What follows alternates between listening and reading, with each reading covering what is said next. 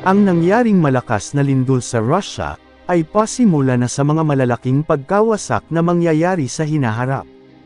Ang lindol ay biglaan, kaya paano kung ang isang malakas na lindol ay mangyari sa gabi, kung saan marami ang natutulog?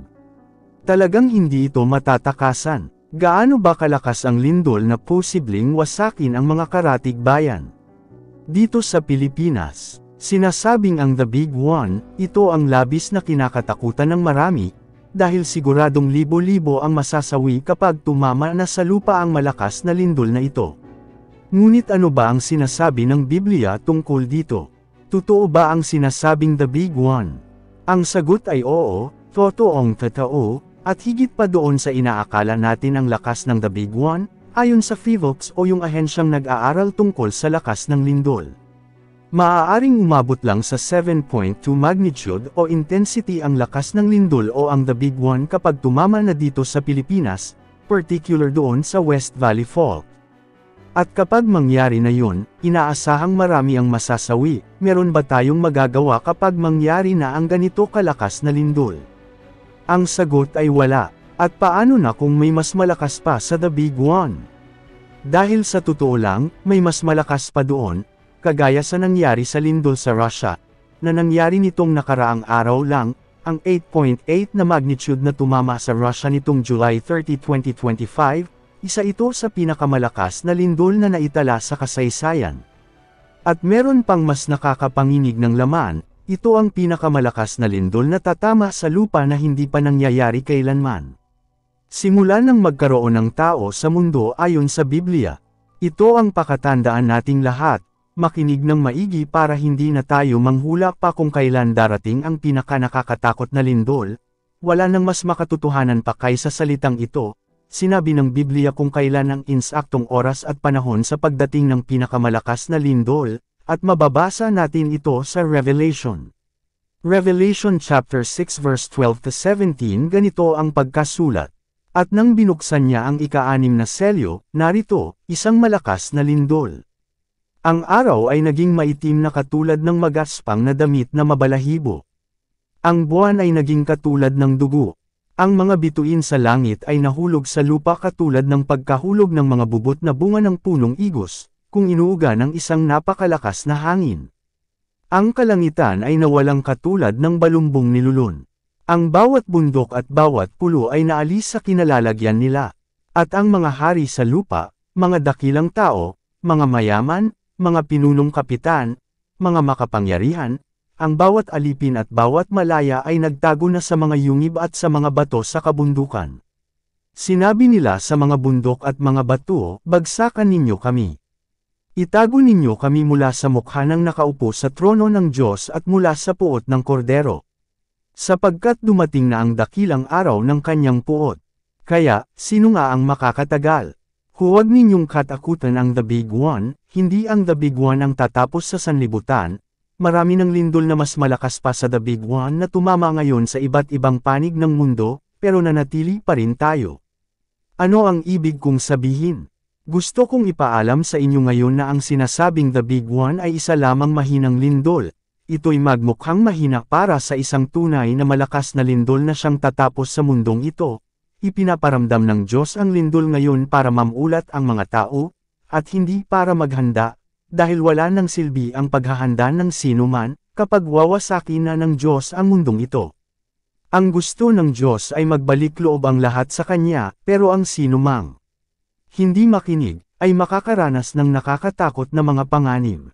Taon-taon, maraming beses nang lumilindol, at nitong mga nagdaang mga taon palakas na ng palakas ang mga lindol, halos kasing lakas na ng The Big One, at ang iba ay mas malakas pa, sa Myanmar, at Thailand, sa China, Japan, Malaysia, at may naitalang malakas na lindol din na umaabot ng 7.4 magnitude doon sa Argentina, at Chile, nitong May 2, 2025, kaya masasabi kong nakadungaw na tayo ngayon sa panahon ng pagdurusa, kapigatian at pagkawasak. Sobrang lakas na din ng mga lindol ngayon, at nagdudulot na ng malaking pinsala, pagdurusa, at kamatayan. Minsan, lumilikha pa ang mga ito ng mga tsunami na pumipinsala sa mga lugar na nasa mga baybayin. At marami ring mga namamatay hindi lang dahil sa lindol, kundi pati na rin sa mga sakit, epidemya, tagutom, at mga digmaan. Ganito ang ating mababasa sa Mateo Kapitulo 24 versikulo 7 hanggang 8. Sapagkat magsisitindig ang bansa laban sa bansa, at ang kaharian laban sa kaharian, at magkakagutom at lilindol sa iba't ibang dako. Datapwat ang lahat ng mga bagay na ito ay siyang pasimula pa lang. At sa Marcos Kapitulo 13 versikulo 8 ganito din ang sabi. Sapagkat makikipagdigma ang mga bansa laban sa kapwa bansa at ang mga kaharian laban sa kapwa kaharian. Lilindol sa iba't ibang dako, at magkakaroon ng mga tagutom.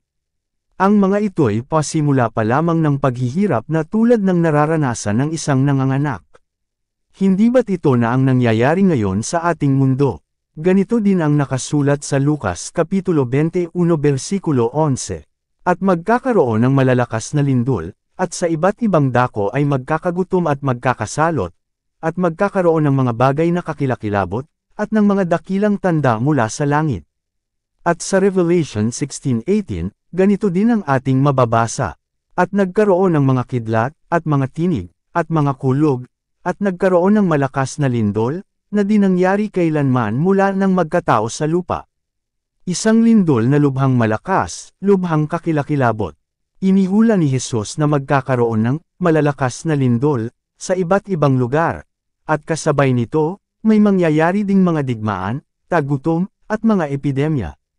Kapag sabay-sabay nang nangyayari iyan, ipinapakita nito na nabubuhay na tayo sa katapusan ng sistemang ito, o mga huling araw. Revelation 16:18. At nagkaroon ng mga kidlat, at mga tinig, at mga kulog, at nagkaroon ng malakas na lindol, na di nangyari kailanman, mula nang magkatao sa lupa, isang lindol na lubhang malakas, lubhang kakilakilabot. At ito ang pakatandaan nating lahat, makinig ng maigi para hindi na tayo manghula kung kailan darating ang pinakanakakatakot na lindol. Wala nang mas makatotohanan pa kaysa salitang ito, sinabi ng Biblia, kung kailang ang insaktong oras at panahon sa pagdating ng pinakamalakas na lindol, at mababasa natin ito sa Revelation. Revelation chapter 6 verse 12-17 ganito ang pagkasulat. At nang binuksan niya ang ika-6 na selyo, narito, isang malakas na lindol. Ang araw ay naging maitim na katulad ng magaspang na damit na mabalahibo. Ang buwan ay naging katulad ng dugo. Ang mga bituin sa langit ay nahulog sa lupa, katulad ng pagkahulog ng mga bubot na bunga ng punong igos, kung inuuga ng isang napakalakas na hangin. Ang kalangitan ay nawalang katulad ng balumbong nilulun. Ang bawat bundok at bawat pulo ay naalis sa kinalalagyan nila. At ang mga hari sa lupa, mga dakilang tao, mga mayaman, mga pinunong kapitan, mga makapangyarihan, ang bawat alipin at bawat malaya, ay nagtago ng kanilang sarili sa mga yungib, at sa mga bato sa kabundukan. Sinabi nila sa mga bundok at mga bato, bagsakan ninyo kami. Itago ninyo kami mula sa mukha ng nakaupo sa trono ng Diyos at mula sa puot ng kordero. Sapagkat dumating na ang dakilang araw ng kanyang puot. Kaya, sino nga ang makakatagal? Ang pangyayaring ito sa hinaharap ay hindi maiiwasan ninuman, ito'y mangyari talaga at walang sino man ang makakapigil, kaya wala ka nang mapagtataguan. Harapin mo ang katotohanan, na kapag ikaw ay hindi magbago, at magbalik loob sa Diyos, ay isa ka sa mga matatamaan sa ganitong mga sakuna at pagdurusa. Maraming salamat.